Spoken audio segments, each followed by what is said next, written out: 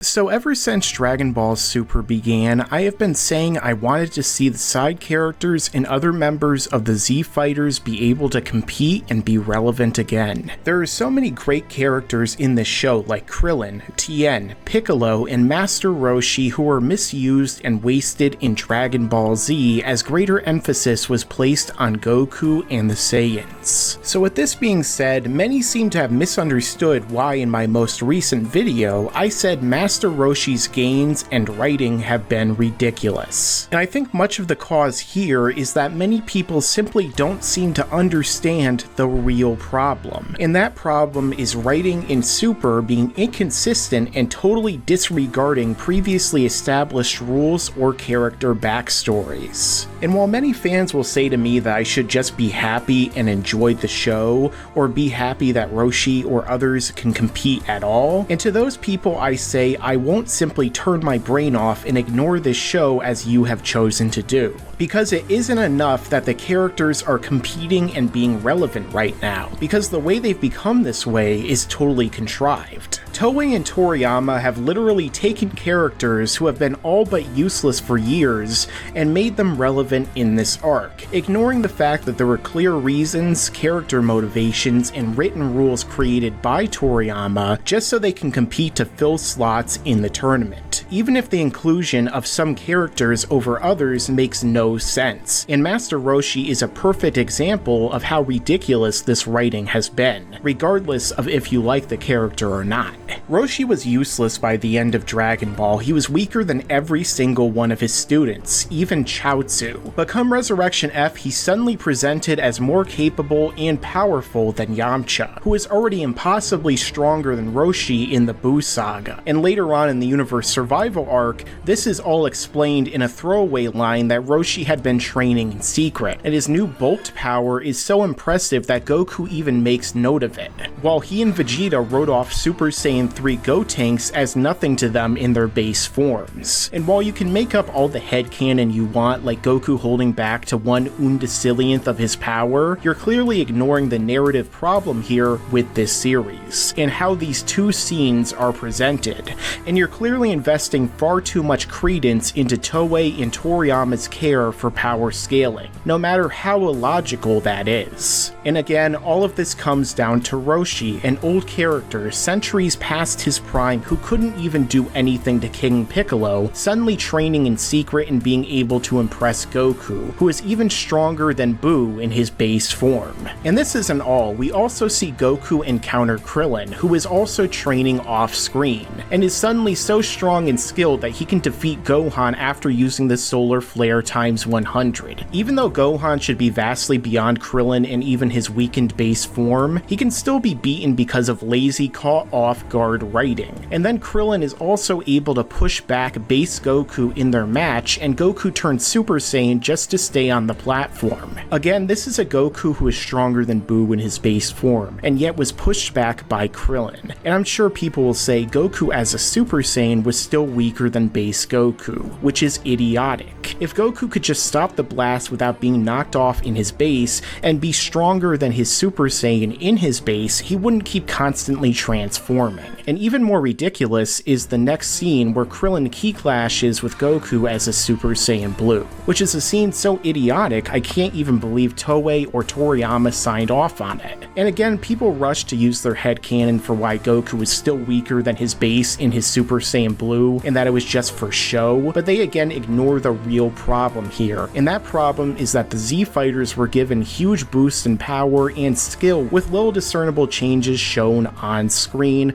or given any real explanation that is suitable. It was simply that Krillin and Roshi show up stronger, with the only thing we can see as possible training taking place during a filler arc they seem to ignore, since the same arc featured Super Saiyan Gohan getting the better of Super Saiyan Goku, and then literally this arc he's portrayed as even weaker than in the Buu saga. And while we're talking about Gohan, his boost and usage are also ridiculous. The fact that Gohan and Piccolo can just train on Earth normally for less than 2 days freeze without the chamber or some crazy circumstances, and Gohan can go from weaker than his ultimate form from the Buu Saga and be able to take shots and dish them out against Super Saiyan Blue Goku, who should be light years beyond even Buu Vegito, is also ridiculous and poorly written, although since it's Gohan, people are more accepting to call this out. Oh, and how about Android 17? He also just trained outside under Earth gravity and suddenly became strong enough to take on Super Saiyan Blue Goku. Do you remember them saying in-universe that 17 or 18 can get stronger from training, or have that much potential? I sure don't, and no, an interview where Toriyama says it offhand doesn't count because it's not in-universe. Toriyama just saying something in an interview does not excuse or explain away bad writing in the actual series itself. It doesn't change the fact that fighter after fighter has stepped up in this arc and been stronger out of nowhere to where they are portrayed as being even remotely in Goku's league, with the laziest and fastest explanations of them all. Toriyama and Toei are simply expecting us to accept too much that happens even with little on-screen evidence or investment in these new power-ups. They simply happen and people have to rush to create elaborate headcanon and pretend it all makes sense, when in fact there's a far simpler answer, one that many YouTubers seem to be pretending isn't the case, and that is it's simply bad writing. Toei just gave these characters power-ups or shows them fighting characters they simply have no right even approaching a small percentage of. Suddenly Roshi can defeat people through experience, which is something that has barely mattered or made any real difference in Dragon Ball since Goku, a martial arts master, couldn't even compete against Frieza, who had never trained, and needed simply to get stronger and faster through a transformation to beat him. Suddenly Roshi can use the Mafuba over and over again without instantly dropping dead, even against fighters that should be insanely stronger than them, like Frost, because retcons. Even though in the Super manga, Roshi flat out tells Goku he would die if Roshi used the attack on Zamasu, I guess we can ignore that in the anime and just accept Roshi could trap anyone regardless of strength, because once again, Super doesn't care about continuity. It would be one thing if Roshi, Krillin, and Gohan did something else to put them on a competitive level, like Roshi is said to have perfected his Mafuba and other techniques through special training, rather than it simply being used over and over with no explanation.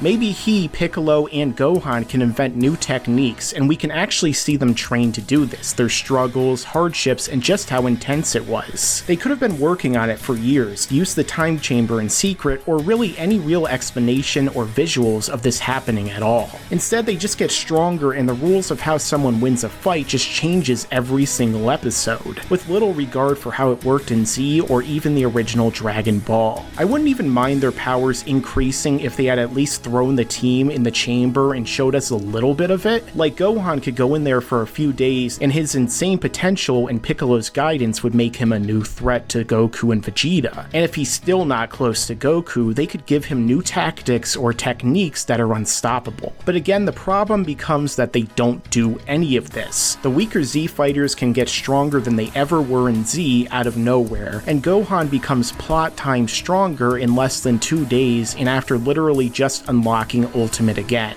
Even though in Z it would take years of training or training in a very special environment, like with King Kai, a gravity chamber, heavenly training, or the Room of Spirit and Time, just to grow a few times stronger. Now in Super, it just happens off-screen, or they retcon how powers work mid-arc just because it makes for a cool scene or an exciting moment. At least Krillin created a new technique in the Kaioken times 100, but it proved totally useless the one time he used it in the tournament, which goes to show just how much Toriyama and Toei care about that storytelling dynamic. Again, I've wanted to see some of our favorite characters competing and making a difference in Super since before the series even began. I've watched and rewatched Dragon Ball, Z, and GT, as well as the specials and movies, and read and reread the manga over and over. So I love these characters, and that's a large part of why Dragon Ball is my favorite anime franchise. However, the way Toriyama and Toei have built these characters up has been totally contradictory of the manga and those series, and has also been the laziest way possible to go about it. As a result, fans should not simply settle and be happy that this is happening. And that's not what I plan to do either. These are real, legitimate criticisms, and if you can't handle that, then you shouldn't be watching my channel to begin with. And if you want to shut your brain off and ignore all of the problems with this show, then you shouldn't be complaining or telling people to just stop complaining and enjoying the show when we point out real, legitimate criticisms. Because we actually decided to leave our brains on and critique an art form for what it is. And I know many people will say I don't get it, I suck at power scaling, and attempt to debunk me by pretending their headcanon is superior. But if you have to contrive all of this headcanon to create solutions to what happens in every single episode of this series, then you should stop your calculations and your insults and your pointless debating, and just realize that the writing isn't very good when it comes to all of these aspects. The character moments, slice of life, and concepts are cool, the show can look great, have fun fights and cool moments, but it simply doesn't make sense at times. And we can't let our awe over the series and nostalgia create a Phantom Menace effect, and blind us to only find out years later when you watch and rewatch this that there's a lot of problems. Now there's ways to fix these problems, like showing more instead of saying,